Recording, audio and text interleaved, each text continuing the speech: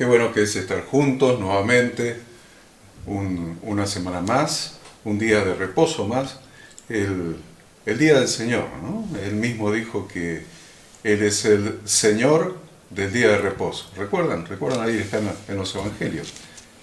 Yahshua, Jesucristo, nuestro Redentor, es el Señor del día de reposo, así que este día es de Él, es de Él. Así que damos gracias a Dios por poder compartir nuevamente esta enseñanza de la porción bíblica, de la porción del Pentateuco, correspondiente a esta semana. Y es muy importante esta, y ahora les vamos a aclarar por qué es tan importante esta porción. Ada saluda, el pastor Enzo saluda, y vamos a arrancar porque tenemos mucho que hablar, a pesar de que es una para allá con pocos capítulos. Son muy profundas las enseñanzas que podemos extraer de ellos.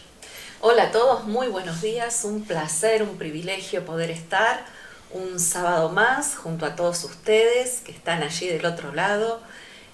Como bien decía Horacio, una porción breve, corta, en el sentido que abarca solamente 2 capítulos, pero muy, muy sustanciosa, con muchas enseñanzas, con mucho aprendizaje, así que bueno, preparados todos. Buenos días a todos, a toda la gente que está del inicio del programa y minutos antes. Buenos días, Ada, buenos días, Horacio.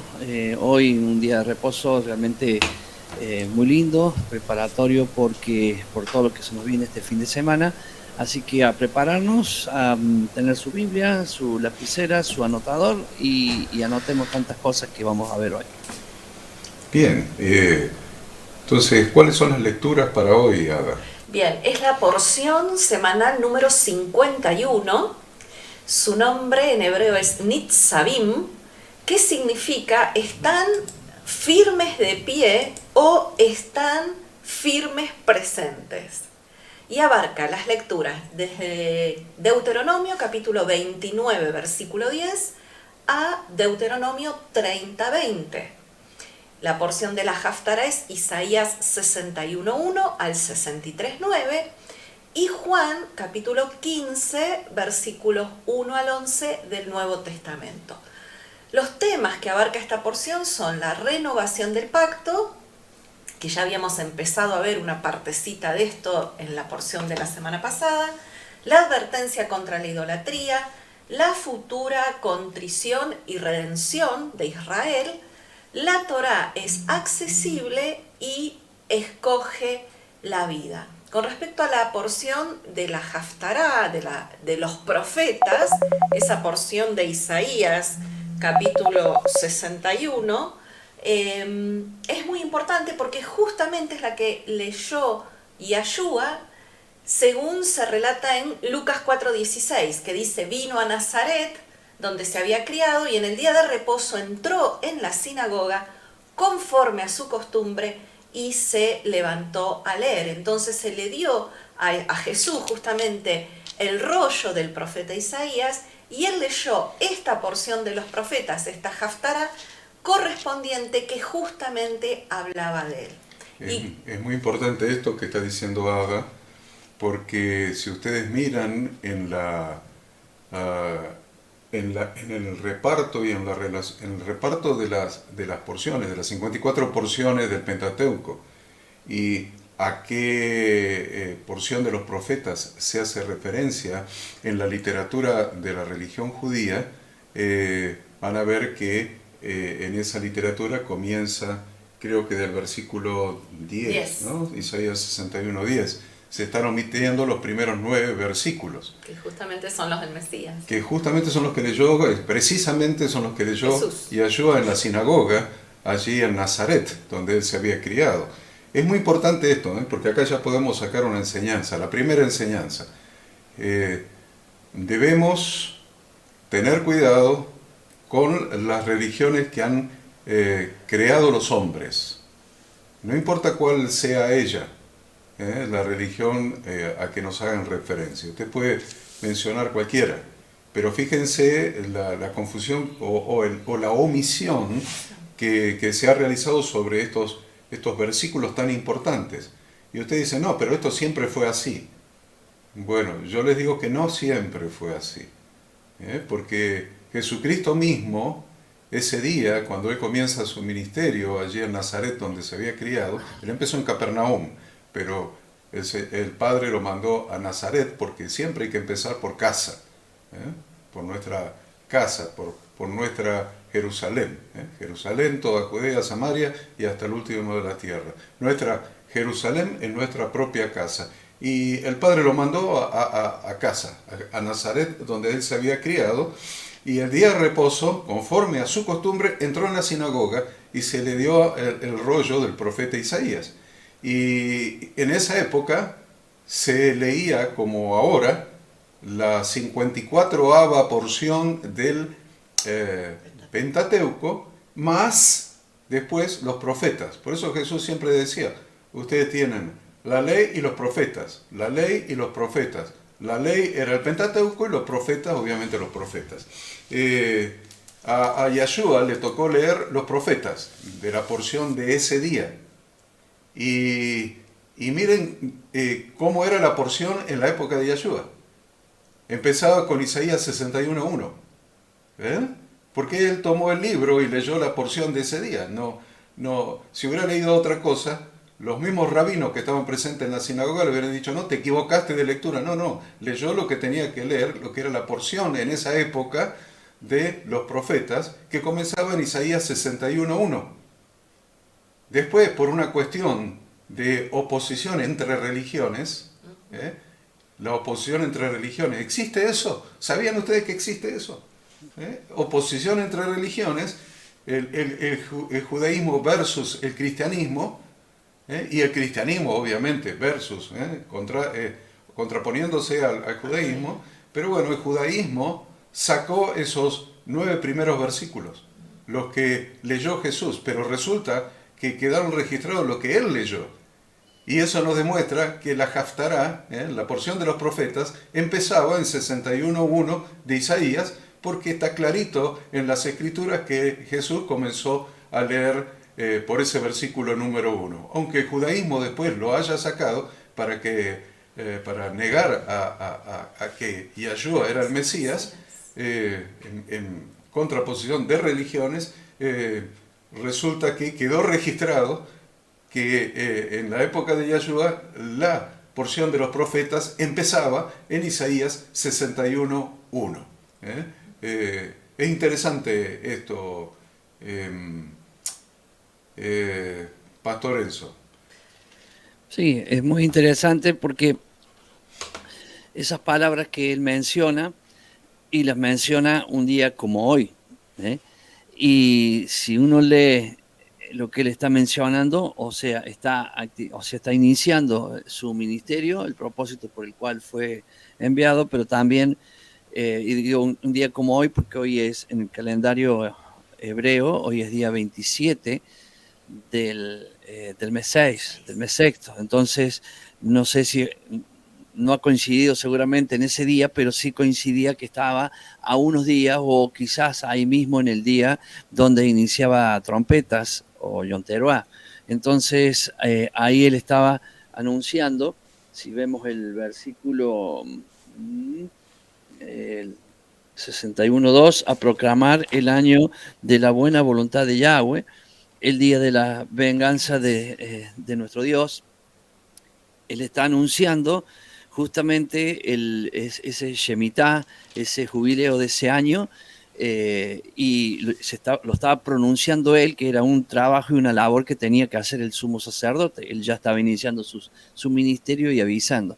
O sea, lo que quiero decir realmente con esto, que un día como hoy, Jesús estaba leyendo estas palabras, y digo como hoy porque tenemos el lunes por la noche seguramente, o el martes por la noche podremos ver la luna y iniciará el mes séptimo.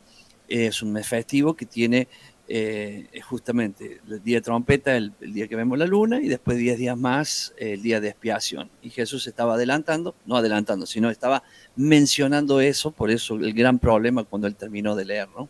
Claro. Qué bueno que inclusive Yahshua cuando lee la porción de Isaías 61, los primeros versículos, omite una frase. Si Sí. ustedes se dan cuenta, El versículo 2, parte del versículo 2 no lo dice.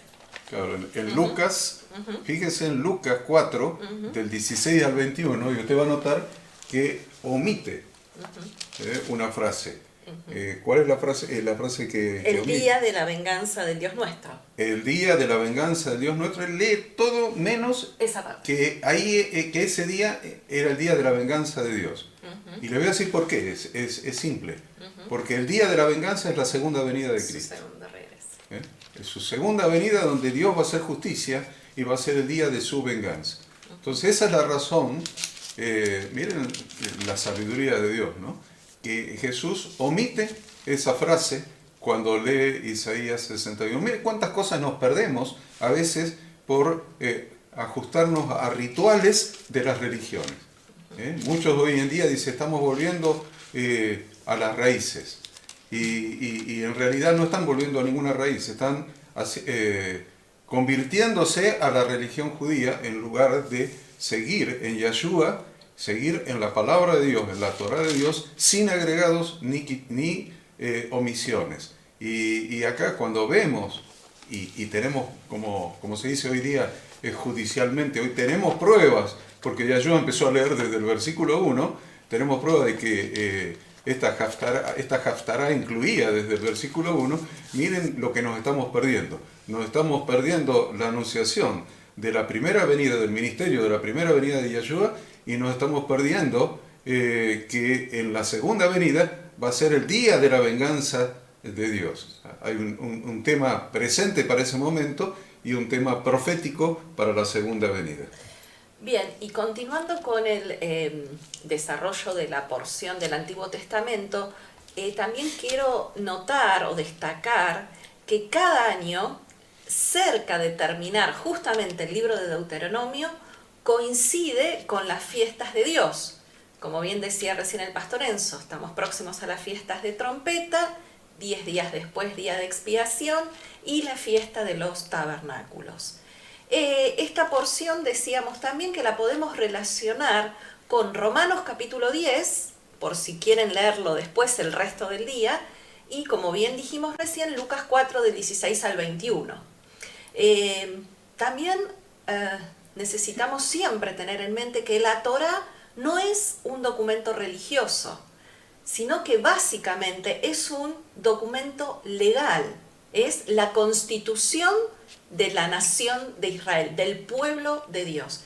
Y es fundamental entender el contexto histórico y la situación de Israel en el momento en que la Torá fue dada. Dios hizo un pacto, hizo un convenio con Israel y nos dio a nosotros el privilegio de ingresar a ese pacto por medio del Mesías de Yeshua. Hemos sido injertados al pueblo de Dios por pura gracia. También es verdad, vamos a ver en esta porción, que Dios no hace acepción de personas y renueva el pacto con todas las personas que quieran ingresar a ese convenio. Por eso mismo, ese día estaban todos presentes ante Yahweh, tanto los miembros de las 12 tribus de Israel como los gentiles que habían salido con ellos desde Egipto y habían sido injertados en Israel y habían llegado juntos al pie del monte Sinaí, donde Dios hizo su pacto de bodas con su congregación. Dios inició un convenio con los seres humanos.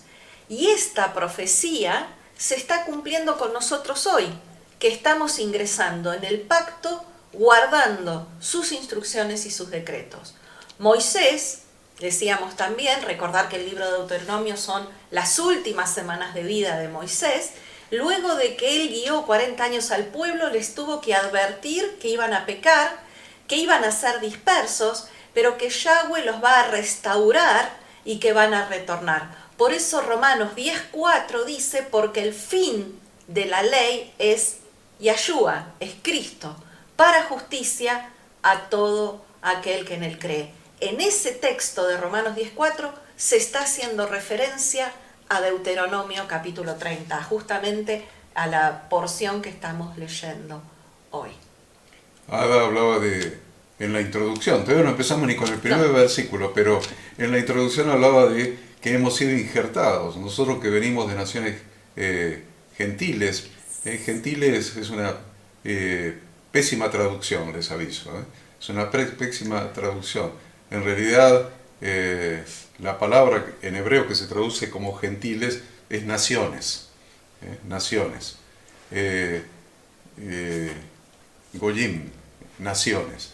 Y en la Biblia nuestra está traducido como gentiles, pero en realidad lo que significa son naciones fuera del pacto con Dios. Esa sería la verdadera traducción. En lugar de gentiles son naciones que están afuera del pacto con Dios. Y Ada dice que hemos sido injertados, nosotros que éramos de las naciones que estaban afuera del pacto con Dios, hemos sido injertados en el pacto. Y eso en el Evangelio muchas veces no se entiende. Recibe a Cristo en tu corazón para perdón de los pecados y para que tengas vida eterna. Y no es así, no es así, está incompleto el mensaje de salvación. Es, recibe a Jesucristo en tu corazón para que tus pecados pasados sean perdonados por el sustituto, por el Cordero de Dios que quita el pecado, tus pecados pasados sean perdonados para que puedas retornar al Padre, porque sin santidad nadie verá al Señor. Entonces, al perdonarte tu pecado, porque lo llevó Él en la cruz, el sustituto, te quedás sin pecado y podés retornar al Padre, porque ahora estás en santidad, por lo menos por un momento, ¿no? Hasta que empieces a pecar de vuelta. Entonces, volvés al Padre y volvés al pacto, porque volver al Padre es volver a su pacto. Entonces, dejamos de ser nación fuera del pacto y comenzamos a estar dentro del pacto, por la obra de Jesucristo, por la obra redentora. Volvemos al Padre para volver a su pacto, volvemos a su pacto. Entonces, si entendemos esto en el Evangelio, vamos a entender por qué orábamos cuando recibimos a Jesucristo en nuestro corazón. Primero el arrepentimiento, perdón, y el pedido de perdón por nuestros pecados, dejarlo entrar en nuestro corazón, y ahí es donde se arma el lío. Dejamos de entrar en nuestro corazón significa, Señor, te obedeceré. ¿Por qué me llamáis Señor, Señor y no hacéis lo que yo digo o lo que yo os mando? Entonces, el dejarlo entrar en mi corazón, el Señor, a partir de ahora te voy a obedecer. Y obedecer a Yeshua, Él predicaba el pacto del Padre. Él vino a renovar el pacto del Padre, el compromiso, la ketubá, el compromiso de bodas, porque Dios lo designó a Él como dos cosas. Al ser su imagen visible, dos cosas. El juez que juzgará y el esposo que se desposará o que se casará con la iglesia, con la Kehilá, con la congregación, con la eclesía, en un día de Sukkot, cuando Él retorne, en las bodas del Cordero, que están clarísimas allí en el libro de Apocalipsis. Entonces entendamos el pacto como es, y como es el Evangelio. El Evangelio te mete en el pacto. Dejas de ser extranjero, dejas de ser gentil, dejas de ser de las naciones fuera del pacto, y ahora empezás a ser conciudadano de los santos y miembros de la familia de Dios, y para ser miembro de la familia de Dios hay que obedecer a Dios, hay que estar dentro de su pacto, de su ketubá, de su pacto de bodas. Si no, ¿cómo te vas a casar con Jesús si no estás dentro del pacto de bodas? Eso es otra de las cosas que nosotros debemos entender. El pacto de Dios es un pacto de bodas, es una ketubá hecha en el monte Sinaí y aceptada por la congregación. Entonces, si no estás dentro del pacto de bodas, ¿cómo te vas a casar con el Señor el día de la boda del Cordero? Eso es para reflexionar, sigo en la introducción, pero vale la pena reflexionar en este tema. ¿Querés agregar algo, Pastor Enzo, ahí? No, simplemente que es bueno poder entender esto desde el inicio, o sea, desde el momento en que vivimos, en el cual estamos estudiando todo esto.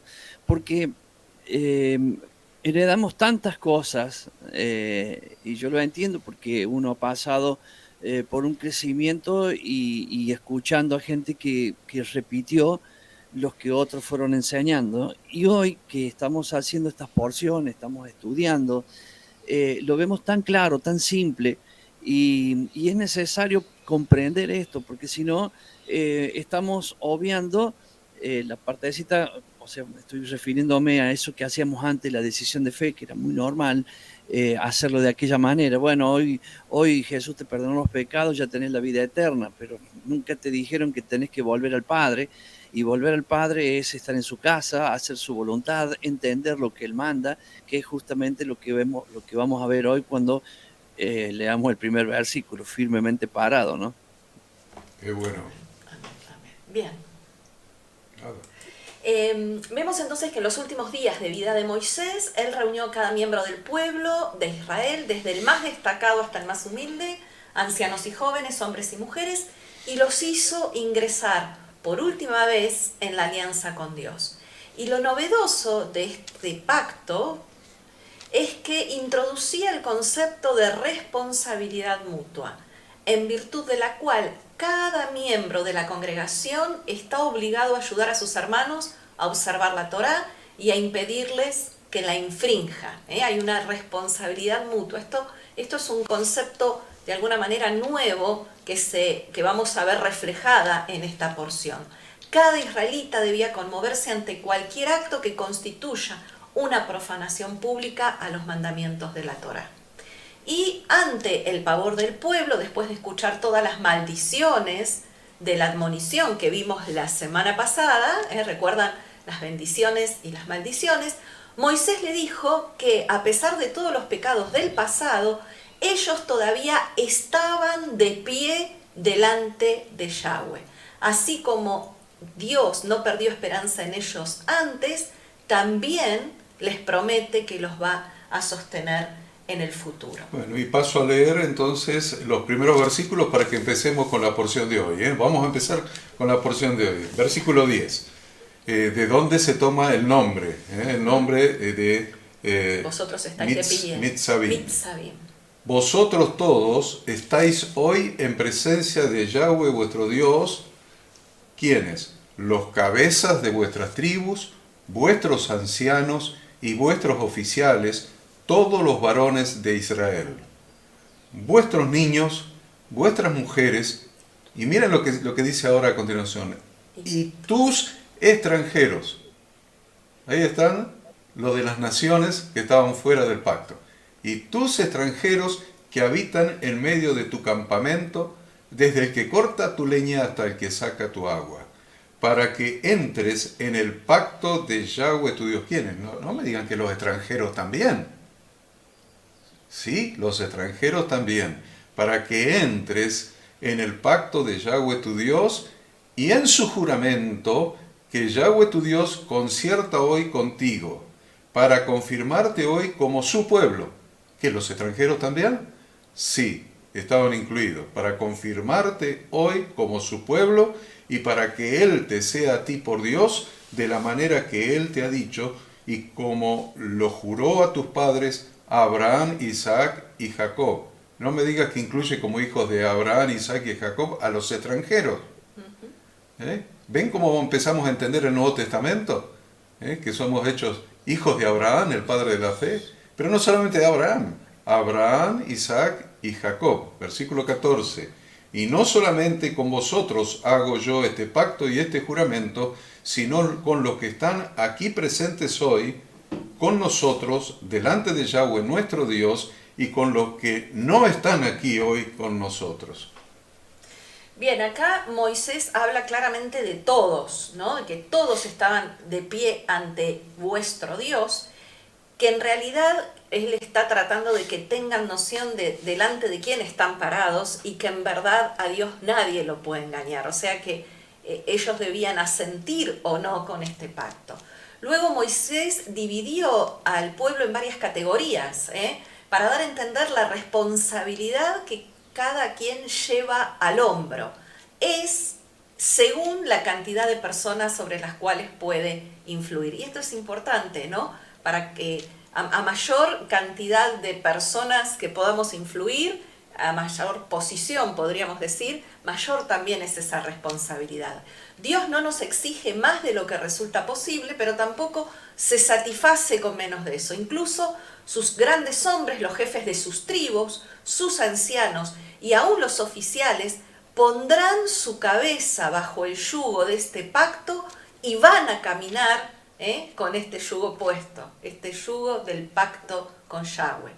También estaban presentes los niños pequeños que, aunque eran menores de edad y no podían legalmente hacer un pacto, aún así Dios quería que compartieran el privilegio de participar en este gran evento. También esto es para enseñar que los mayores eran responsables de procurar que los niños se criaran como buenos integrantes del pueblo de Israel. ¿Por qué? Porque el futuro del pueblo de Dios, el futuro de Israel, depende siempre de la educación de sus niños. Es muy interesante esto con la iglesia, ¿no? Tal cual. ¿Cuántos hijos de pastores siguen el camino del Señor? ¿Cuántos hijos de creyentes siguen el camino del Señor? Y la pregunta que como padres nos deberíamos hacer es, ¿hemos cumplido la función que Dios nos encomienda en enseñar el pacto de Dios a nuestros hijos? Y no solamente enseñarlo, sino vivirlo también, ¿no? Porque la Biblia enseña que no es por fuerza, sino siendo ejemplos de la grey. Y la primer grey que tenemos son nuestros propios hijos, ¿no? Exacto. Después habla claramente ahí en estos primeros 5 versículos, ¿no? Menciona a los extranjeros que habitan en medio de tu campamento. Y el versículo siguiente explica el para qué, porque dice, para que entres en el pacto de Yahweh tu Dios y en su juramento que Yahweh tu Dios concerta hoy contigo, para confirmarte hoy como su pueblo y para que Él te sea a ti por Dios de la manera que Él te ha dicho y como lo juró a tus padres, Abraham, Isaac y Jacob. Dijimos entonces que está incluyendo a los extranjeros en la posibilidad de entrar en pacto de Yahweh Dios y en su juramento que concierta hoy con Israel. Confirma a los extranjeros también como parte de su pueblo, que sea Dios de ellos y los hace hijos de Abraham, de Isaac y de Jacob, es decir, los hace parte de su pueblo Israel. También deja claro que los extranjeros que deseen pertenecer al pueblo de Dios tendrán la misma Torá que los israelitas y la deberán obedecer de la misma manera. No sé si recuerdan cuando habíamos estudiado el libro de Números, ahí dice claramente, cuando habitare con vosotros extranjero o cualquiera que estuviera entre vosotros por vuestras generaciones, si hiciere ofrenda encendida de olor grato a Yahweh como vosotros hiciereis, así hará él. Un mismo estatuto tendréis vosotros de la congregación y el extranjero que con vosotros mora. Será estatuto perpetuo por vuestras generaciones, como vosotros, así será el extranjero delante de Yahweh. Una misma ley y un mismo decreto tendréis vosotros y el extranjero que mora con vosotros. Qué fuerte que está esto, ¿eh? ¿Cómo nos está trayendo luz, Pastor Enzo? Nos está trayendo muchísima luz. Decimos, no, porque nosotros no somos Israel, nosotros somos la iglesia gentil. No existe la iglesia gentil, no existe en la Biblia. Ni existe la teoría del reemplazo que tanto nos han enseñado a lo largo de nuestros años. No, Dios jamás reemplazó a Israel por la iglesia. Sí, es muy interesante el tema de que tendrán una misma ley.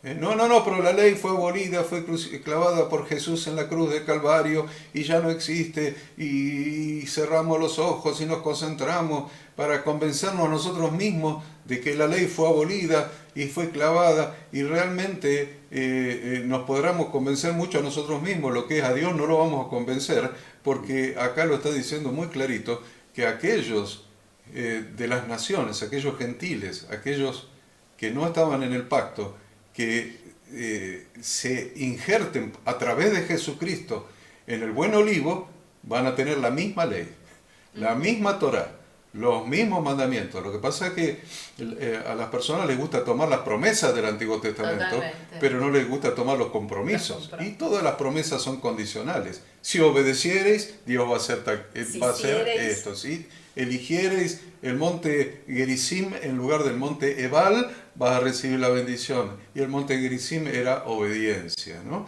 Y lo vuelve a afirmar ese mismo capítulo de número 15. Dice, el nacido entre los hijos de Israel y el extranjero que habitare entre ellos, una misma ley tendréis para el que hiciere algo por yerro. Qué interesante es esto, porque lo deja tan claro, ¿no? Tan claro.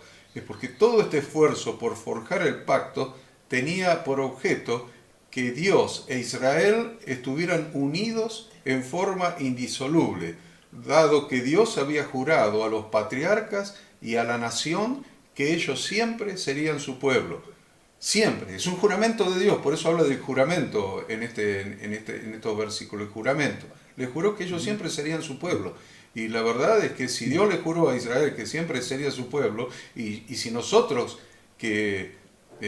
por ejemplo, en mi caso tengo apellido italiano, la Ada tiene apellido italiana, el pastor Enzo tiene apellido gallego, o sea, no sé si él, porque lo que tiene, él tiene más probabilidad de tener un poco de sangre judía, ¿no? Claro, Porque en España hubo una inmigración importante. Claro, pero la Ada y yo me parece que estamos bien lejos de eso, así que si nosotros queremos entrar dentro del juramento, el juramento de Dios, y Dios hizo juramento con Israel. Queremos entrar en sus bendiciones, en su comunión, en la relación con Él, y tenemos que ser parte de Israel, no hay más remedio. Por eso el Nuevo Testamento dice que Yahshua nos injertó en el buen olivo.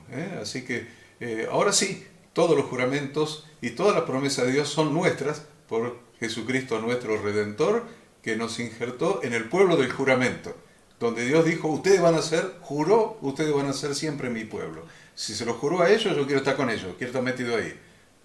Como cuando vemos una empresa, dice, a ver, en otra época había una empresa acá de electricidad en la provincia, que pagaba unos sueldos que eran como 4 o 5 veces más que cualquier otra empresa, aún privada, esta es una empresa estatal, aún privada, y todos querían trabajar en esta empresa. ¿Se acuerdan? ¿Te acordás, Pastor Enzo? Todos querían estar en la proveedora de energía eléctrica para la provincia. Todos. ¿Por qué? Porque ganaban unos sueldos buenísimos, pero no afuera. ¿Querés ganar esos sueldos? Vas a tener que pertenecer. Presentar la solicitud de empleo, rendir los exámenes, las evaluaciones, todo lo que sea necesario para estar adentro, porque esos sueldos se ganan adentro, no afuera. Y acá es lo mismo. Afuera no, siendo de las naciones fuera del pacto, no. Tenés que meterte en el pacto, tenés que meterte en la nación santa, en la familia de Dios. Entonces, es muy interesante esto, Pastor Enzo. Claro que sí, porque algo que yo experimento desde hace años, cuando comencé, voy a decir así, a hacer las porciones, las para allá, todas las semanas, es que todos los que han ido participando, que en algunos casos los conozco de antes, y que inclusive hemos estudiado, hemos compartido estudios bíblicos y demás cosas, pero el hecho de formalizar esto, de todas las semanas, leer las porciones que corresponden y estudiarlas, no leerlas solamente, sino estudiarlas, se ha grabado y hemos entendido en nuestro corazón estas cosas simples. Lo decías vos recién, siempre lo hacés, y yo sé que lo hacés en broma cuando decís, sí, yo tengo apellido italiano, pero así tuviéramos el apellido que sea, una vez que nosotros entramos en el pacto, somos todos iguales, no hay diferencia, lo enseña la palabra. Sé que para vos está bien claro esto, sino que a veces uno para enseñar toca estas cositas que son simples, que hacen pensar a la gente, ¿no? Porque hay algunos que dicen, no, pero yo no tengo nada que ver con la descendencia judía, o perdón, israelita o hebrea. Y acá tenemos la explicación de ese pacto y repetido tantas veces. Es por eso que esto de firmemente parados nos ubica, que es lo que yo intento estudiar lo que nos está diciendo la porción, pero también intento ver la porción en el momento en la que estamos viviendo nosotros, ¿cierto? Y cuando yo veo que esto que está diciendo firmemente parados, aquí literalmente está hablando de que ya están por entrar, están a días de poder entrar a la tierra prometida. Moisés se está despidiendo. Ellos mencionan ahí, ahora están firmemente parados, todo lo anterior, todo lo que han vivido, todo lo que han experimentado, le dio una posición de poder tener este pensamiento. De ahora en más, yo voy a decidir día a día, eso es firmemente parado, ¿no? Día a día voy a decidir por las bendiciones. Porque no es una decisión que se toma hoy y ya está para siempre, no, es una decisión que continúa, la continuamos haciendo en cada momento. Entonces, ahora que estamos firmemente parados, miren, nos vamos al tiempo actual. Un día como hoy, que estamos a 2 días, posiblemente, o 3, no lo sé, porque es el día y la hora que nadie sabe, entonces no sabemos. Esto es muy importante porque estamos hablando del día de trompeta, que no sabemos el día ni la hora. Es el día, o sea, este es el momento en el cual Jesús va a venir. Entonces, pero no sabemos si es el lunes por la noche o en el lunes por el día, porque desde el domingo por la noche hasta el martes, cuando se vea la luna, en cualquier momento el Señor puede venir, pero a ver, estamos firmemente parados. ¿eh? Tuvo que haber una preparación para llegar a hoy, para poder llegar a esta situación que llegaron ellos, de estar firmemente parados.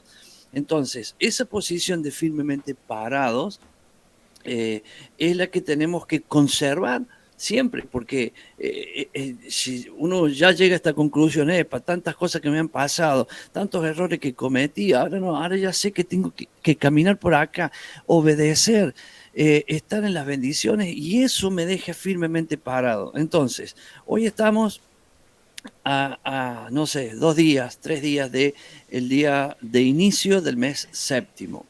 Podría venir el Señor. Bien, si no viniera, tenemos 10 días, del día 1 hasta el día 10, que son los días llamados, algunos dicen terror, los días de terror, los días terribles, porque seremos probados en esos días para que el día 10 seamos aprobados. Entonces, firmemente parados, poder entrar en esos 10 días es lo que corresponde de cada uno de todos nosotros, los que están escuchando, aún los que escucharán en la semana, que son tantísimos, de que conservemos esta posición en estos días, sabiendo de que somos parte de ese pacto. Y siendo parte de ese pacto, es la bendición que viene hacia nuestra vida. Amén, amén, amén. Bueno. Bien, y el versículo 15, para terminar esta partecita de los 5 primeros versículos, Deuteronomio 29:15, menciona claramente que el pacto también lo está haciendo y con los que no están aquí hoy con nosotros. Este pacto era vinculante incluso para las generaciones futuras, que no estuvieron presentes ese día para ingresar en dicho pacto. Todas las almas del pueblo de Israel estuvieron presentes en este pacto, tal como estuvieron en el Sinaí. ¿Se acuerdan que algo similar dijo Moisés? El momento, el día que Dios entregó la Torá. El pacto de la redención fue sellado en el Calvario y es un pacto perpetuo. Y se repite casi literalmente los versículos 14 y 15 el día de Pentecostés, cuando todos fueron llenos del Espíritu Santo. Hechos 2, 38 y 39 dice: Pedro les dijo: arrepentíos y bautícese cada uno de vosotros en el nombre de Jesucristo para perdón de los pecados y recibiréis el don del Espíritu Santo. Y ahí viene esta cita: porque para vosotros es la promesa y para vuestros hijos y para todos los que están lejos, para cuantos el Señor nuestro Dios llamare. Interesante que es poder entender que todo el Nuevo Testamento hace referencia a la Torá. Todo el Nuevo Testamento hace referencia a la Torá. ¿Por qué? Simplemente porque la Torá habla de Jesucristo desde el principio hasta el final. Les leo los siguientes versículos para que podamos analizarlos. Vamos a ir rapidísimo, estamos yendo rapidísimo, ahora del 16 al 19. Del 16 al 19 de Deuteronomio 29, del 16 al 19, porque vosotros sabéis cómo habitamos en la tierra de Egipto y cómo hemos pasado por en medio de las naciones por las cuales habéis pasado. Piense por qué naciones fuera del pacto ha pasado usted. Piense. Y habéis visto sus abominaciones y sus ídolos de madera y piedra, de plata y oro, que tienen consigo. No sea que haya entre vosotros varón o mujer, o familia o tribu, cuyo corazón se aparte hoy de Yahweh nuestro Dios, para ir a servir a los dioses de esas naciones. No sea que haya en medio de vosotros raíz que produzca hiel y ajenjo. ¿No le suena a raíz de amargura esto en el Nuevo Testamento? Bueno. Versículo 19. Y suceda que al oír las palabras de esta maldición, él se bendiga en su corazón. Él se bendiga a sí mismo. En su corazón, diciendo: tendré paz, aunque ande en la dureza de mi corazón, a fin de que con la embriaguez quite la sed. Estos versículos son muy fuertes. Y bueno, gracias a Dios que Ada los ha profundizado y nos va a transmitir la enseñanza tan profunda y tan valiosa para nosotros hoy. Esta es una enseñanza muy fuerte. Sí, básicamente está advirtiendo, ¿no?, contra la idolatría y sabemos que, y Moisés lo sabía más que nosotros ahora, que la idolatría iba a ser la ruina de la nación y acarrearía toda clase de plagas al país que consintiera en esta raíz de amargura. O sea, hace un paralelismo entre la idolatría y esta raíz de amargura. Tanto como se extienda el pecado, se extenderá también el juicio de Dios. Y nos advierte claramente este pasaje sobre una conducta sombría y desconcertante que los seres humanos muchas veces tenemos. Porque quienes, sabiendo diferenciar lo correcto de lo incorrecto, aún así teje complejas tramas racionalizadoras para legitimar el mal, la inmoralidad y el disfrute de ambas cosas, ¿no? Así lamentablemente funciona la mente del ser humano, tratando de crear argumentos que justifiquen muchas veces esta tendencia a la pecaminosidad o a la inmoralidad o a la idolatría. También habla de ídolos de madera, de piedra, de plata y de oro, y habla una diferencia, o menciona sutilmente la diferencia entre los ídolos de materiales baratos como la madera y la piedra y aquellos que fueron confeccionados con los metales preciosos como la plata y oro. Esos hechos de metal precioso, dice ahí que estaban con ellos, es decir, ocultos bajo la custodia de sus dueños para que nadie se los robara.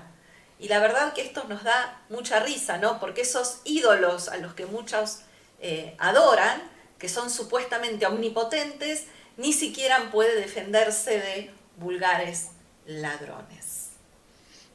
Luego habla de raíz que produzca hiel y ajenjo, y la verdad es que la curiosidad es como una raíz, la curiosidad en nosotros, en los humanos, es como una raíz que crece irrefrenablemente,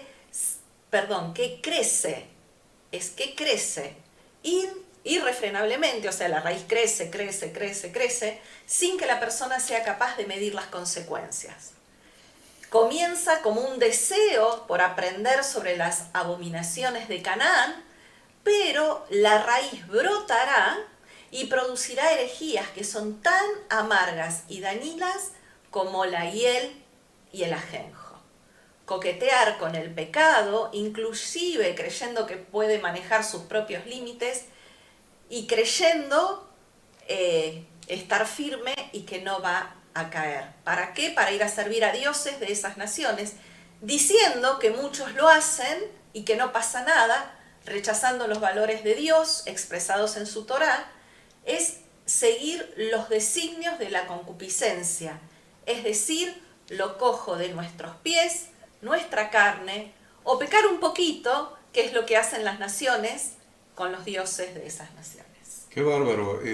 Los dioses de las naciones muchas veces son sutiles. Y esta es la enseñanza que vamos a sacar de este pasaje. Los dioses de las naciones son muy sutiles. Pecar un poquito. Por eso de raíz, ¿no? De algo que no se ve, que aparentemente... Está bajo tierra, está escondido. Latente ahí. Son los ídolos que están bajo tierra, no se ven. Pecar un poquito. Pero esto ahora lo hacen todos. En la iglesia donde yo estoy lo hacen todos. Y lo que decía hace un rato, coquetear con el pecado. Yo sé cuáles son mis límites, sé hasta dónde puedo llegar. Me hago el lindo con las mujeres de la iglesia, pero yo sé dónde están mis límites. ¿Hasta dónde? ¿Hasta dónde? Y lo hago porque me aumenta la autoestima, que me digan que soy elegante, qué lindo perfume que tengo. Y coquetear con el pecado, coquetear con las concupiscencias de la carne.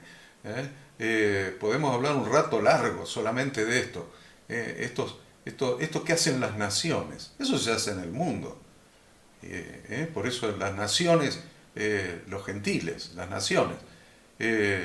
Y realmente pecar un poquito es pecar. Y eso de no pasa nada, sí pasa. Obvio. Rechazar los valores morales de Dios expresados en la Torá es grave. Seguir los designios de las concupiscencias, podemos leer ese pasaje del Nuevo Testamento. Cuando alguno es tentado, no diga que es tentado por Dios, porque Dios no puede ser tentado ni tienta a nadie, sino de su propia concupiscencia. De su propia concupiscencia ha concebido. Entonces, es muy importante que el Nuevo Testamento nos enseña que ese aparente placer momentáneo, en definitiva, el apartarse de las instrucciones de Dios hace brotar en la persona una verdadera raíz de amargura que estorba y contamina, de tal manera que lo iguala en el Nuevo Testamento con Esaú, que por satisfacer un apetito carnal, miren cómo está relacionado esto con la concupiscencia, Esaú, por satisfacer un apetito carnal, no se iba a morir de hambre Esaú, quédense tranquilos, él no se quedó tranquilo, nosotros sí estamos tranquilos, no se iba a morir de hambre, estamos seguros, pero un apetito carnal, una concupiscencia, Esaú, por satisfacer un apetito carnal, perdió su primogenitura y eso fue definitivo. Por eso Hebreos 12:12 le va a decir, por lo cual levantad las manos caídas y las rodillas paralizadas y haced sendas derechas. Haced sendas derechas. Hay una sola manera de hacer sendas derechas, se llama Torá. Haced sendas derechas para vuestros pies, para que lo cojo no se salga del camino, sino que sea sanado. Seguid la paz con todos y la santidad, sin la cual nadie verá al Señor.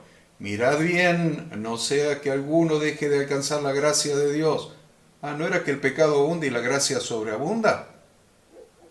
Ojo con el pecado, Ojo con el pecado. Dice, mirad bien, no sea que alguno deje de alcanzar la gracia de Dios, que brotando alguna raíz de amargura os estorbe y por ella muchos sean contaminados.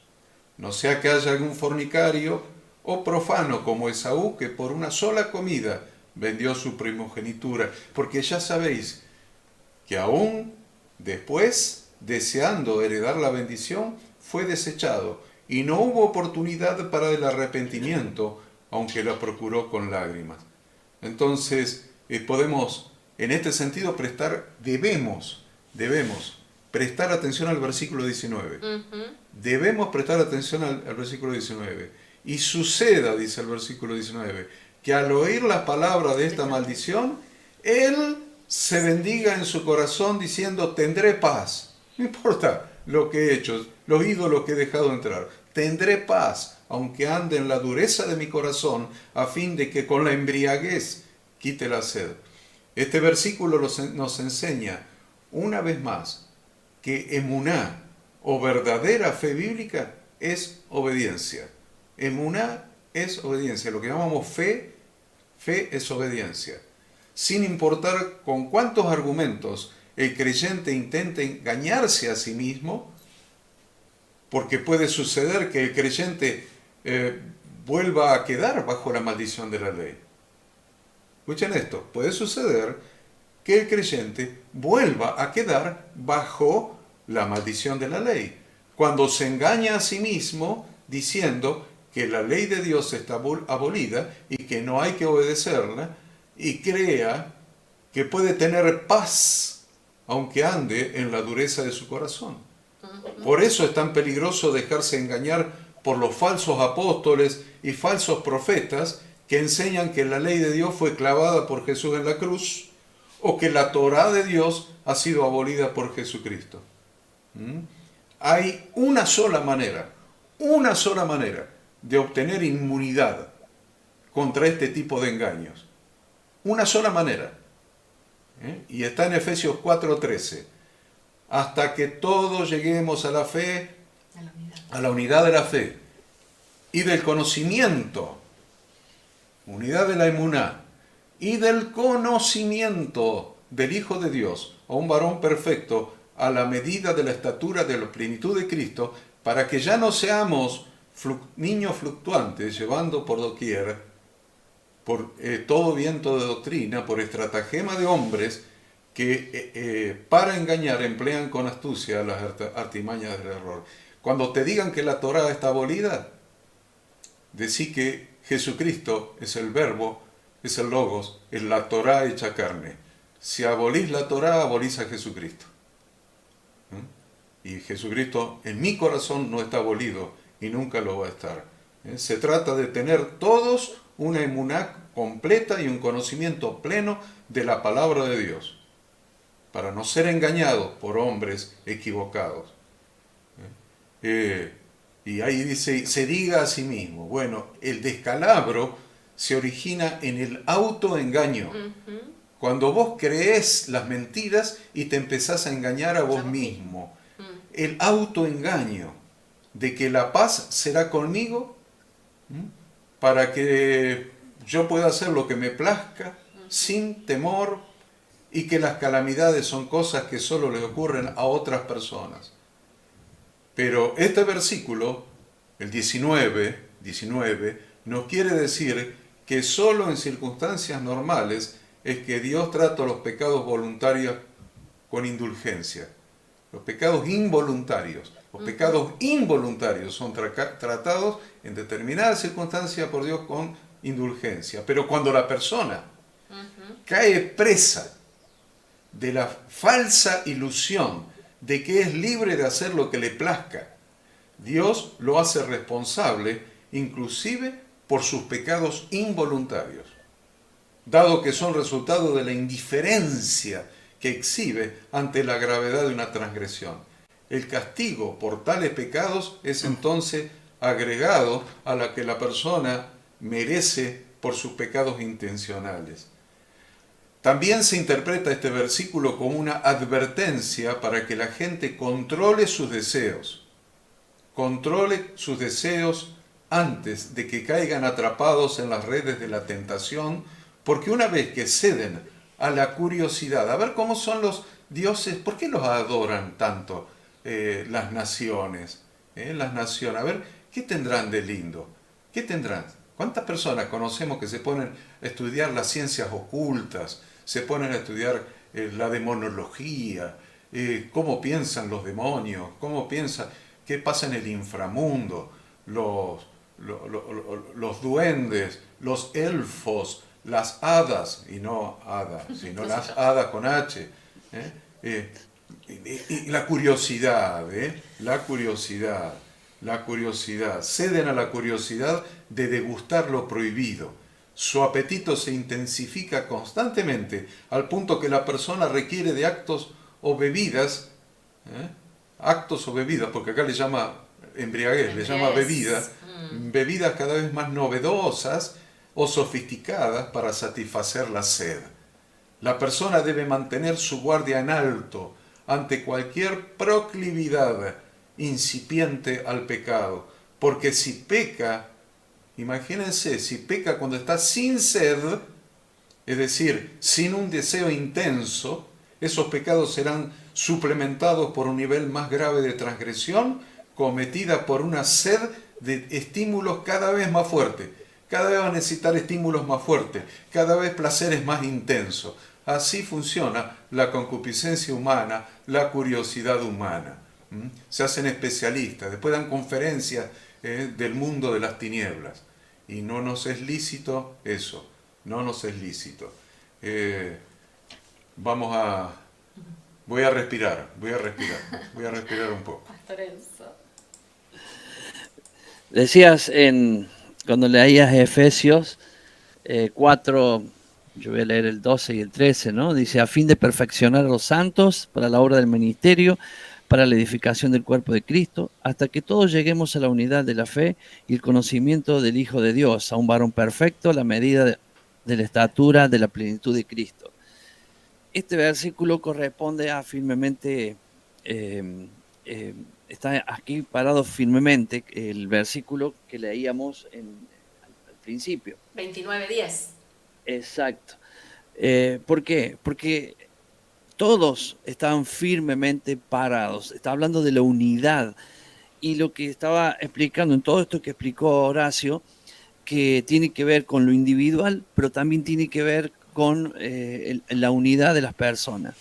Firmemente parado se refiere, si lo queremos ver, hacia una sola, hacia las personas, que uno lo puede decir, bueno, estoy firmemente parado, pero acá estamos firmemente parados. ¿Por qué? Porque estamos en un periodo de entender que ya venimos de hace tiempo, semana tras semana, aprendiendo esto, los errores del pueblo, los errores que no es para que nosotros estemos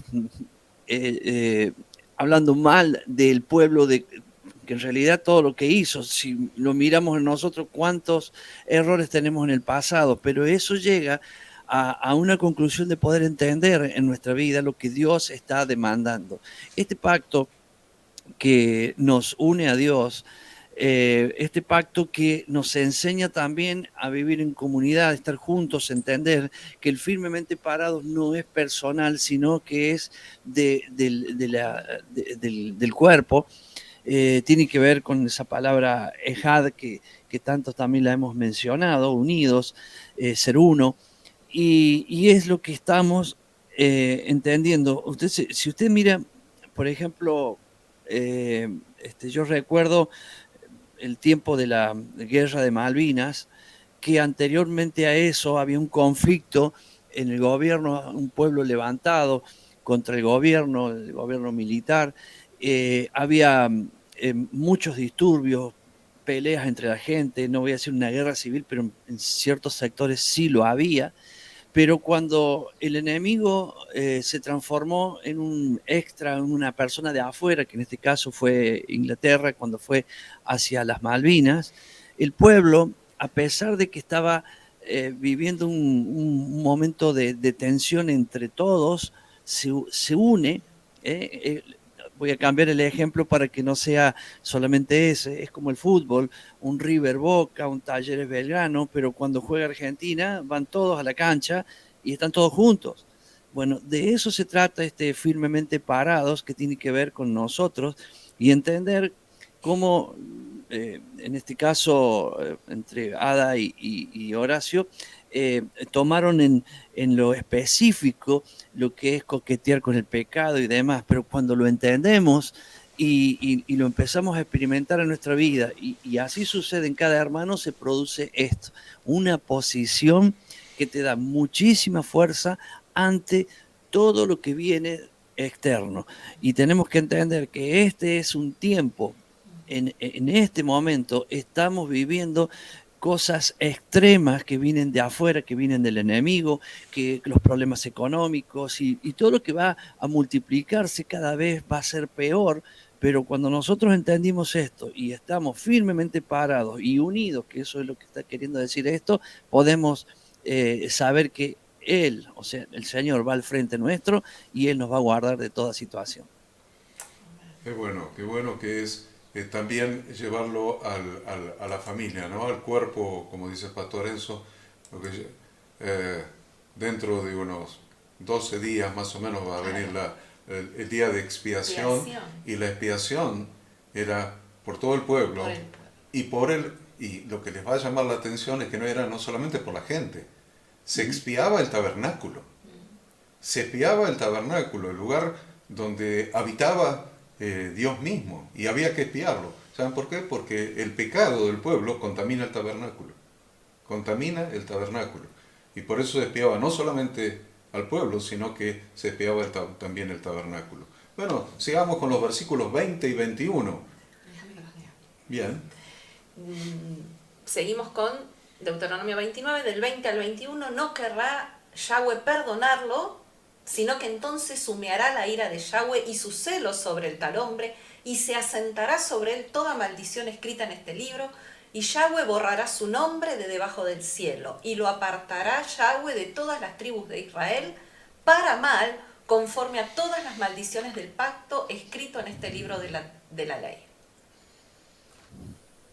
En relación con la idolatría que mencionamos en el capítulo 20, en el versículo 19, sigue diciendo lo transcripto de estos dos versículos. A continuación de eso viene esto que acabamos de leer. Lo que llama más la atención son las siguientes palabras.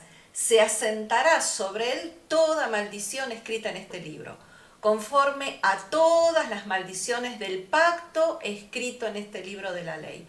Y coincide con lo que leemos en el versículo 27, las maldiciones escritas en este libro. Es evidente que la Torá de Dios contiene tanto bendiciones como maldiciones, y no sé si ustedes recuerdan que la semana pasada hablamos de la maldición de la ley. Acá está la maldición de la ley, y lo dice tres veces en esta para allá, la maldición de esta ley, escrita en este libro de la ley. Si ustedes quieren entender el Nuevo Testamento, estudian la Torá y van a entender el Nuevo Testamento. Entonces, por eso leíamos que en Gálatas 3, después lo lee usted o revise o vuelva a escuchar la para allá de la semana anterior, porque en Gálatas 3:10 al 14. 3:10 al 14, ese pasaje léalo. En el versículo 13 le va a mencionar: Cristo nos redimió de la maldición de la ley. Bueno, acá tiene la maldición de la ley, nuevamente. Y después en 1 Juan, capítulo 3, del 4 al 10. Anote y léalo después. 1 Juan 3, del 4 al 10. Usted va a leer en el versículo 4 que el pecado es infracción de la ley. Entonces el pecado nos pone bajo la maldición, o sea, desobedecer la ley nos pone bajo la maldición de la ley. 25 y 26. Eso usted tiene la para allá de la semana anterior, está grabada en varios lugares, en YouTube, en todos lados está grabado. Así que si quiere entender un poco mejor lo que es la maldición de la ley, en la enseñanza de la semana pasada lo va a entender, lo va a poder estudiar. Los versículos 25 y 26.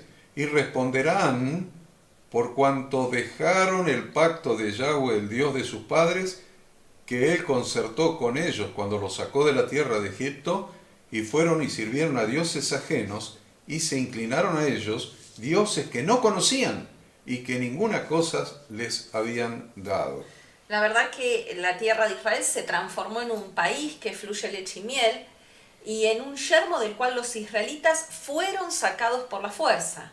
Sabemos que esa fue el destino de ellos, producto de la desobediencia y de la idolatría. Y concluyendo que solo una cosa pudo causar tamaña desolación. O sea, la expatriación, fueron expatriados. El exilio. Los israelitas abandonaron a su Dios verdadero y todopoderoso para venerar ídolos que carecen de fuerza y de legitimidad. Adoraron a dioses que no conocían, que dioses que nunca habían demostrado capacidad alguna de ayudar a nadie, dioses que Yahweh no asignó a Israel. Y para cerrar el capítulo 29 de Deuteronomio, el último versículo, ahí tenemos también una riqueza para extraer. Versículo 29 dice: las cosas secretas pertenecen a Yahweh nuestro Dios, mas las reveladas son para nosotros y para nuestros hijos para siempre, para que cumplamos todas las palabras de esta ley. Qué bueno. Moisés tranquiliza a la nación diciéndole que los pecados ocultos son exclusivamente de competencia de Dios y que Él no responsabiliza a nadie más excepto al pecador mismo. O sea, una de las interpretaciones que podemos hacer de este texto está relacionado con eso, con esos pecados ocultos que solamente corresponden a Dios juzgar. Sin embargo, esto hace que igualmente todos estén obligados a salvaguardar la integridad de Israel, alzándose contra quienes la transgreden abiertamente.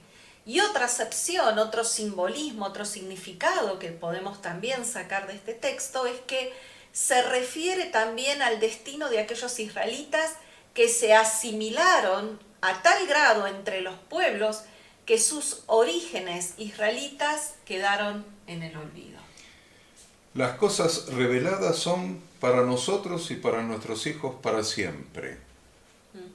Esto acá, Enzo, vamos a tener un tema interesante. Las cosas reveladas son para nosotros y para nuestros hijos para siempre. Todo lo que nos es necesario y conveniente nos ha sido revelado por su Espíritu a través de la Biblia. Todo. La palabra escrita de Dios.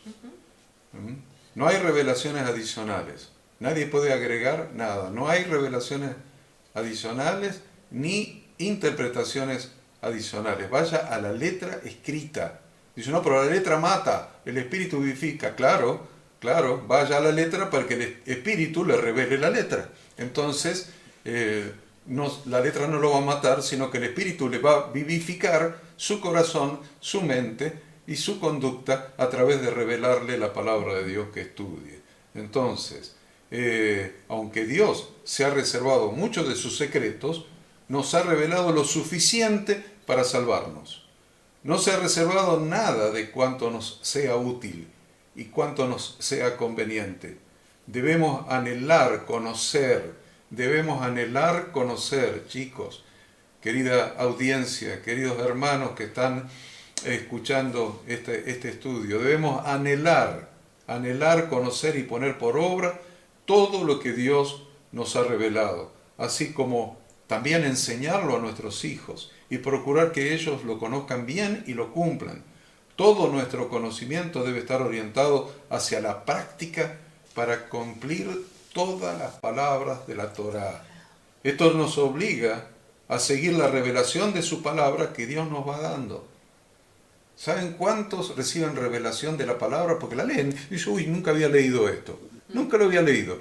Ahora que el pastor Enzo me lo está mostrando, ahora lo leo y me doy cuenta que esto estaba escrito ahí. Me doy cuenta.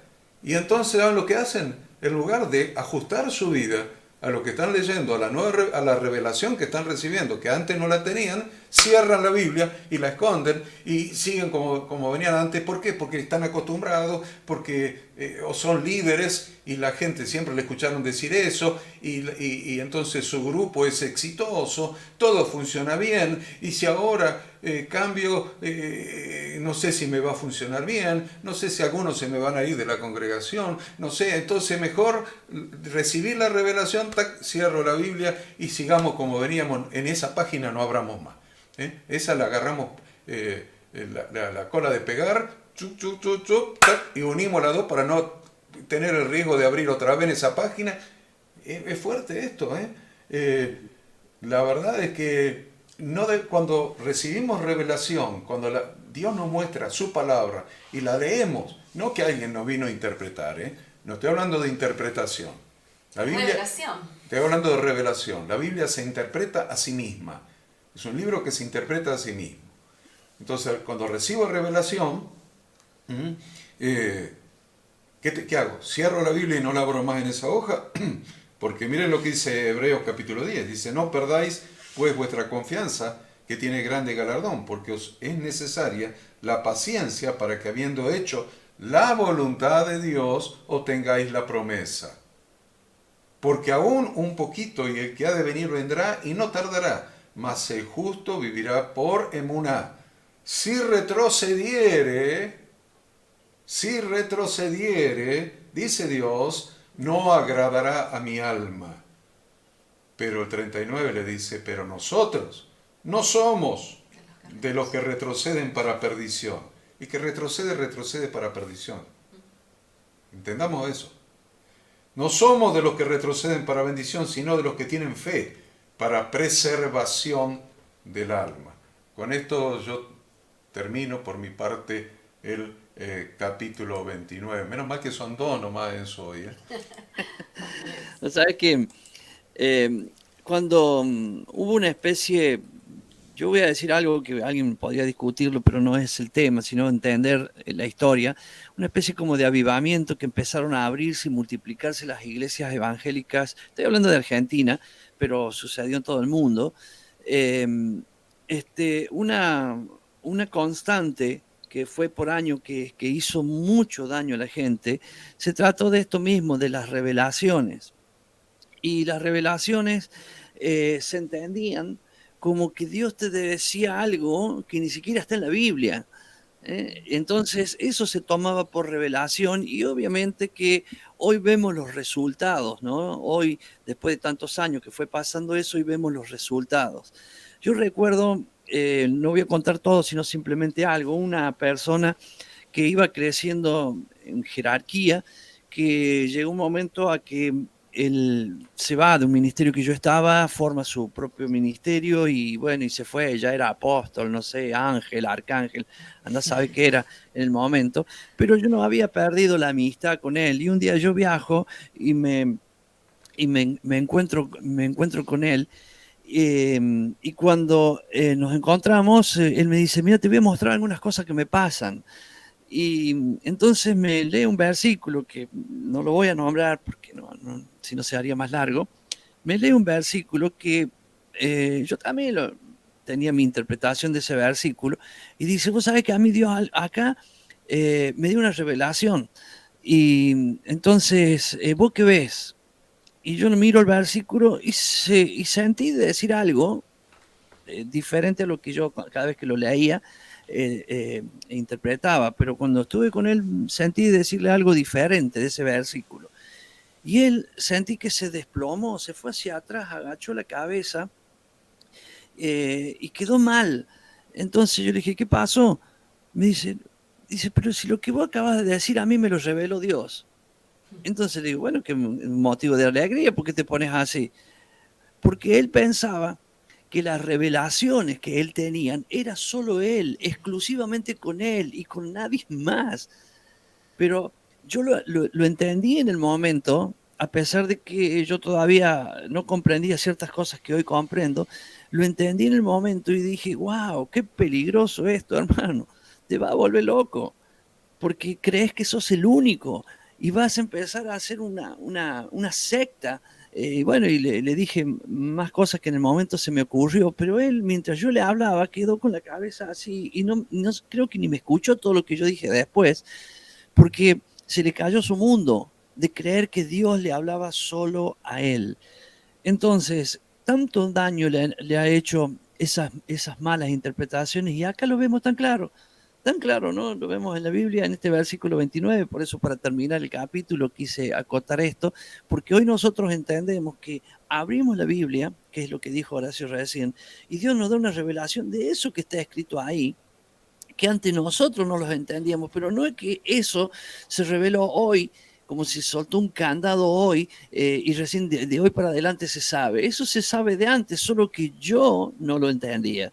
Entonces ahora lo entiendo y tengo que hacer muy bien, como lo dijo Horacio, porque esto pasa como cuando uno lee, no sé, o ya sea algo sobre vamos a decir un ejemplo, en Shabbat, ¿no? Entonces dice, bueno, ahora hay que hacerlo. Y no, voy a cerrar la Biblia acá.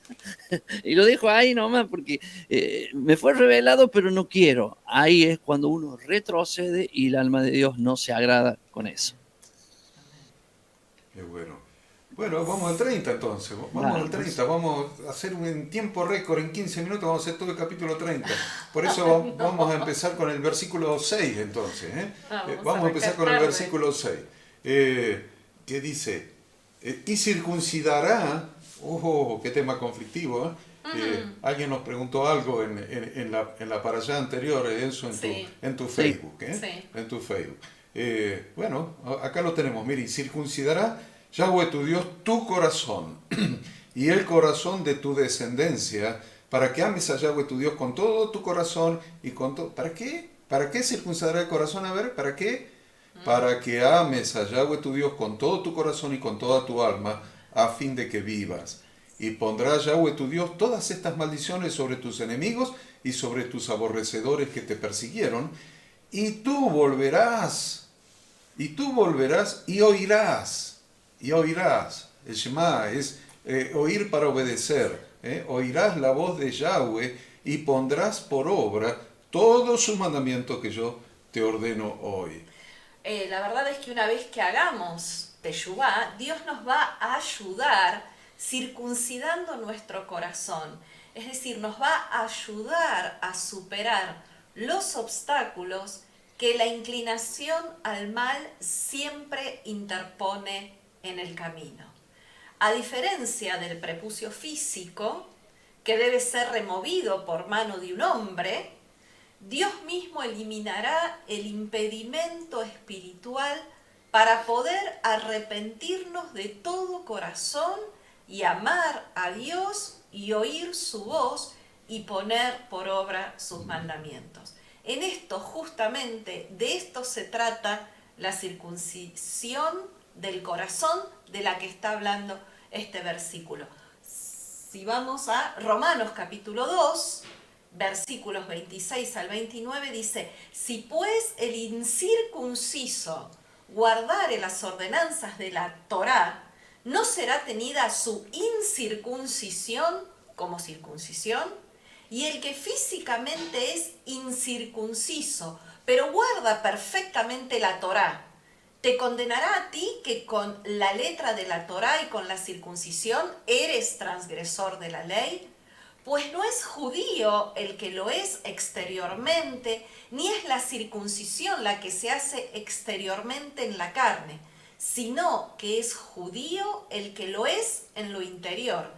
Y la circuncisión es la del corazón, esta que está mencionando aquí en este versículo de Deuteronomio.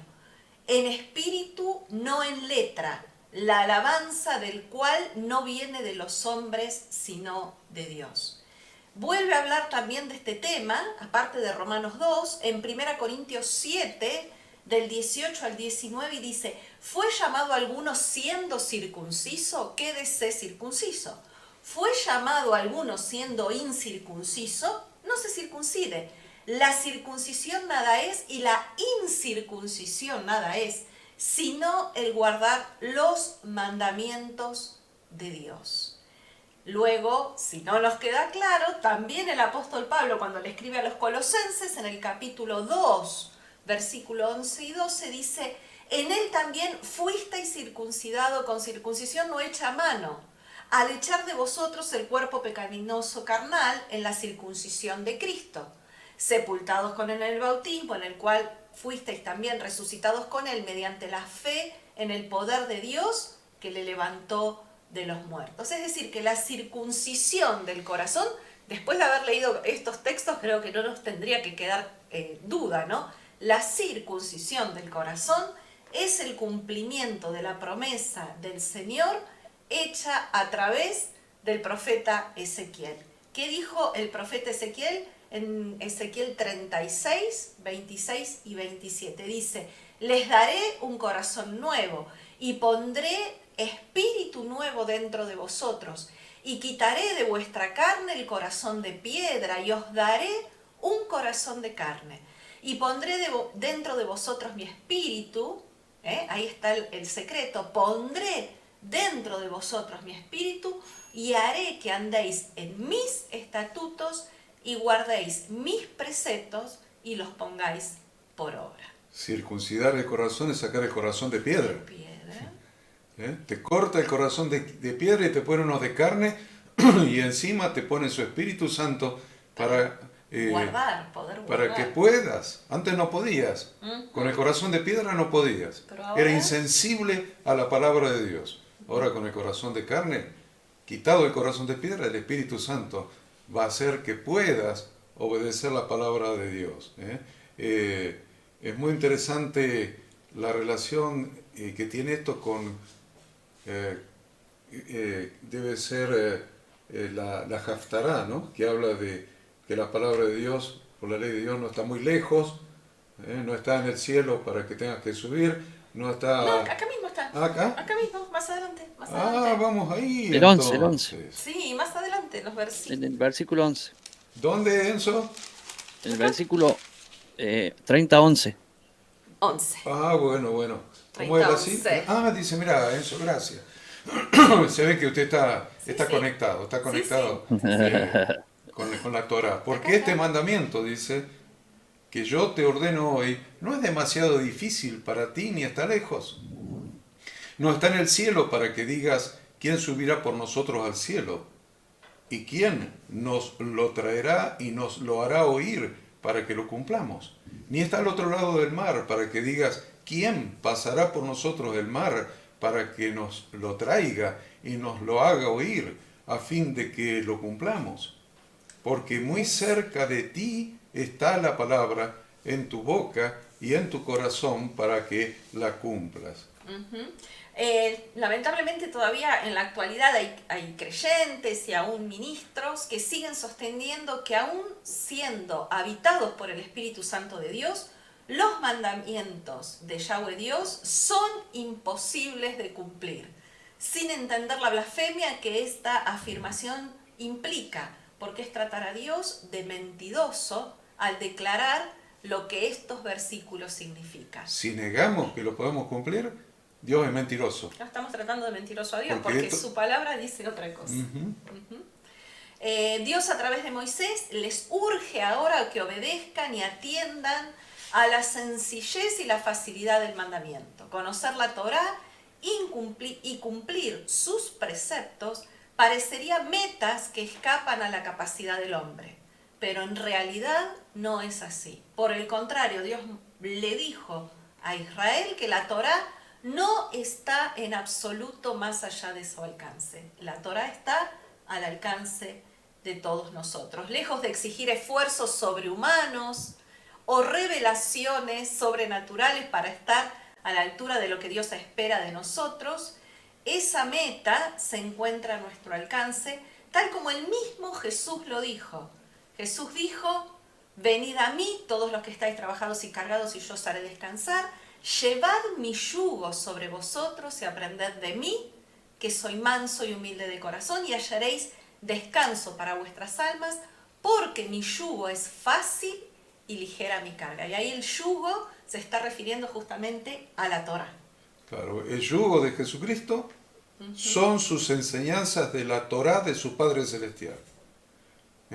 Entonces, no sé, hace un par de semanas en una congregación les hice volver a leer estas palabras de Jesús, cambiando por sus enseñanzas de la Torá. ¿Vieron? Entonces, venid a mí todos los que estáis trabajados y cargados y yo os daré descansar. Llevad mis enseñanzas de la Torá de mi Padre sobre vosotros y aprended de mí, que soy manso y humilde de corazón, y hallaréis descanso para vuestras almas. Porque mis enseñanzas de la Torá de mi Padre es fácil y ligera mi carga. Miren las palabras de Jesús cuando realmente entendemos qué es lo que significa su yugo. Su yugo. Pastor Enzo. Sí, realmente cuando vemos esto, ¿cómo se solucionan ciertas cosas. Por ejemplo, la semana pasada, lo decía recién Horacio, alguien preguntó qué pasa con la circuncisión, ¿cierto? Que, que por más que uno lo aclare, eso va a seguir hablando y uno dirá una cosa y otro dirá la otra. Lo importante acá es entender, mi corazón está circuncidado. ¿Y cómo puedo saber que mi corazón está circuncidado? Porque entiendo la palabra. Porque ya no soy, alguna vez alguien nos enseñaba, no se pueden cumplir, los mandamientos son difíciles.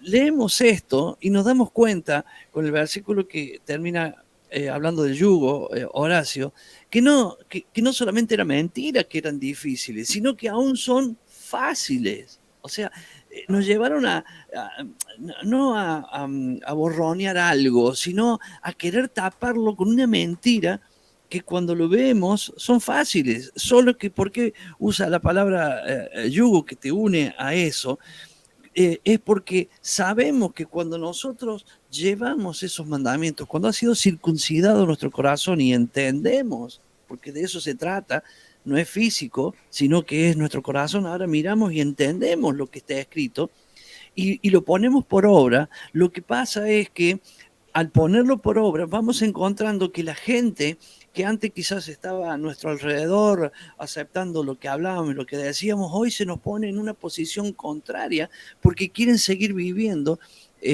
una religión. O sea, es tomar de la palabra lo que ellos quieren tomar de la palabra y no lo que está realmente escrito.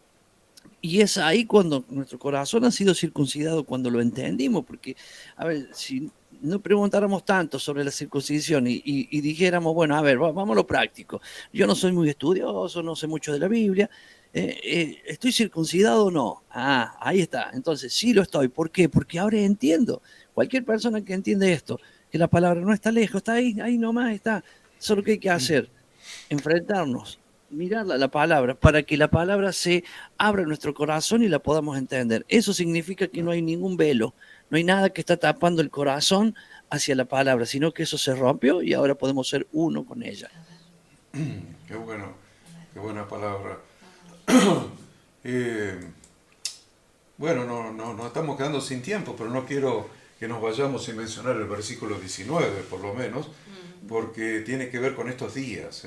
A los cielos y a la tierra llamo por testigos hoy contra vosotros, que os he puesto delante la vida y la muerte, la bendición y la maldición. Escoge pues la vida, para que vivas tú y tu descendencia. ¿Cómo? Amando a Yahweh tu Dios, atendiendo a su voz y siguiéndole a Él, porque Él es la vida para ti y prolongación de tus días, a fin de que habites sobre la tierra que juró Yahweh a tus padres, Abraham, Isaac y Jacob, que les había de dar. Este versículo 19, Dios obedece su Torah. ¿Esto parece un contrasentido o algo elemental? Dios obedece su propia Torah. Por eso convoca a 2 testigos, porque todo tenía que ser resuelto en la Torah, según la Torah, por 2 testigos. Testimonio. Y luego de presentar el caso, lo deja ahora a elección de ellos. Y los invita a elegir el bien. El cielo y la tierra son eternos. Son eternos, esto es muy importante. De tal modo que cada vez que Israel transgreda, los testigos estarán disponibles para dar testimonio de que el pueblo había sido advertido sobre las consecuencias. Y Dios les indica cuál es la mejor opción para ellos. Escoge pues la vida para que vivas tú y tu descendencia. La Torá pone énfasis en que elegir la vida no solo es para beneficio de la persona que realiza la elección entre el monte Gerizim y el Ebal, sino que también para que sus descendientes puedan vivir. Debemos elegir de tal forma que nuestros hijos y nietos también sean inspirados a seguir la Torá. Si una persona obedece los mandamientos de forma desganada o reflejando que representan una carga pesada, es casi seguro que sus hijos se mostrarán reacios a seguir sus pasos. Pero si estudia la Torá y cumple sus preceptos con alegría, con orgullo, su ejemplo influirá en los demás para bien. Entonces, a través de Moisés, que era el portavoz de Dios, nuevamente los pone ante el monte Gerizim y el monte Ebal, para que ellos, en uso de su libre albedrío, elijan el monte Gerizim, la vida, la bendición, y no el monte Ebal, que es la muerte y la maldición. Quería mencionar este versículo 19 porque tiene que ver con estos días, con cuando comienza el nuevo mes, que en definitiva es el día de trompetas, es el día de coronación del rey. ¿Cuándo comienza? Bueno, esto en la época de Jesús, y por supuesto antes también, pero vamos a remitirnos a la época de Jesús porque probablemente mañana a la noche en una enseñanza que voy a dar en una iglesia por allá por Córdoba voy a explicar cuáles son los hebraísmos que usó Jesús para referirse a su segunda venida. Usó hebraísmos que la gente de esa época entendía. Pero en esa época el que decidía cuándo empezaba el nuevo mes era el Sanedrín. El Sanedrín. Y el Sanedrín abría las puertas ahí en la cámara del templo donde deliberaba el Sanedrín. Abría sus puertas más o menos el día 29, supongamos, del mes sexto, y ponía a los sacerdotes levitas a mirar para arriba. En realidad los ponía a mirar para arriba, y miraban todos para arriba de día y de noche. Es importante la noche, la vigilia de la noche. Toda la noche mirando para arriba a ver cuándo se veía la primera línea de la luna nueva. Si bien la luna nueva era anterior, surgía cuando no se ve, pero lo que se esperaba para dar comienzo al nuevo mes era que se viera. Entonces estaban toda la noche los levitas mirando para arriba. Y cuando veían la rayita de la luna, venían al Sanedrín, que tenía las puertas abiertas, las puertas del patio abiertas, y se presentaban dos testigos que la habían visto. Y entonces, delante del Sanedrín decían, yo la vi. Y le preguntaban, ¿cómo la viste? Y la vi así, allá. ¿Desde dónde? De tal lugar. Y estaba cómo. Y tenían que hacer toda una descripción de cómo habían visto la rayita de la luna. Y entonces el sumo sacerdote decía santo y bueno, algunas palabras en hebreo, validando al testigo. Y después llamaban al otro testigo. Se empezaba por el de mayor edad y después el segundo, el de menor edad. Y volvía, ¿dónde la viste? En tal lugar. ¿Y cómo era? ¿Para qué lado apuntaban los cuernitos? ¿Para arriba, para abajo, para los costados? ¿Brillaba mucho, brillaba poco? ¿La viste atrás de una nube? Y todo, hacía toda la descripción y volvía a declarar con esa frase en hebreo la validación del testigo. Y entonces, ahí comenzaba oficialmente, por declaración del Sanedrín, el nuevo mes. Y eso, el pastor Enzo lo dice muy clarito, lo voy a parafrasear tu enseñanza, Enzo, eso apela a nuestra fe. Si nos manejamos por la NASA, y cuando la NASA dice que comienza la luna nueva, con absoluta precisión, obviamente, entonces, ¿dónde está nuestra fe? Ahora, si estamos expectantes, mirando para arriba, y esperando, y esperando, y esperando, es un ejercicio de fe, de confianza, de dependencia en el Señor, porque el día y la hora nadie lo sabe. Sí lo sabe la NASA ahora, pero cuando se va a ver con nuestros ojos, sigue sin saberlo nadie. Entonces es un ejercicio de emuná, de fe, de espera, de que el Rey retorne a buscarnos. Pastor Enzo, nosotros nos despedimos y quedan las últimas palabras para usted. No, simplemente que para saludar, que no se confundan con, tomando lo que viene diciendo Horacio, mañana a la noche van a escuchar en muchos lugares que comenzó el Año Nuevo judío y está bien, comenzó el Año Nuevo judío, pero nosotros somos el pueblo hebreo de Dios, el pueblo que Él llamó a que nos restauremos en Él, al que estemos en la palabra, y la palabra de Dios enseña que para que comience el mes tiene que verse la luna. Entonces está la luna astronómica matemática, que es la que usa la NASA y los astrónomos, y está la luna nueva que Dios marca, que está en el Salmo 81, versículo 3, 4 y 5, y es una luna observable. O sea, la tenemos que ver, ser testigos de haberla visto, y proclamar el mes que inicia. Entonces, atento a eso, que es importante, y dejando esto, lo más importante es que en estos días que mencionó Horacio, será el lunes a la noche, no lo sabemos, será el martes, no lo sabemos, lo que sí sabemos es que tenemos que estar firmemente parados. Amén. Bendiciones para todos, nos vemos el sábado. Bendiciones para todos.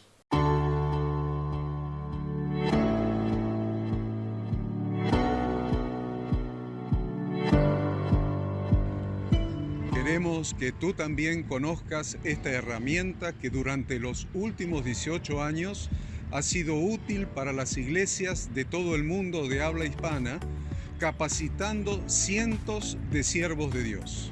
Las formas de aprender están cambiando y Ministerio Bíblico Internacional, a través de su facultad bíblica, brinda programas de formación ministerial bíblica, teológica y práctica para la multiplicación y edificación de la iglesia 100% online. Respondiendo a las necesidades de hoy, para aquellos que no cuentan con la posibilidad de asistir a clases presenciales, donde quiera que estés, en todo lugar, recibirás el material de estudio y verás las clases en vivo y on demand, accediendo a través de tu celular, PC, tablet o Smart TV. Recibe tu capacitación en las siguientes carreras: diplomado en teología para maestros de grupos de evangelismo y discipulado, licenciatura en teología pastoral, diplomado en teología y práctica ministerial para pastores, líderes y servidores. Súmate a los pastores que han organizado un grupo de estudio tutorial a distancia en la congregación con estudiantes locales y de las otras iglesias de la zona. Esta es tu oportunidad como seguidor de Cristo para comenzar tus estudios y completar tus exámenes desde la comodidad de tu hogar y en los horarios que tengas disponibles. Súmate al liderazgo de este tiempo y adquiere las habilidades, herramientas y valores necesarios para impactar el mundo con la palabra de Dios y transformar la vida de aquellos que creen al Evangelio. Para más información, ingresá a facultadbiblica.com.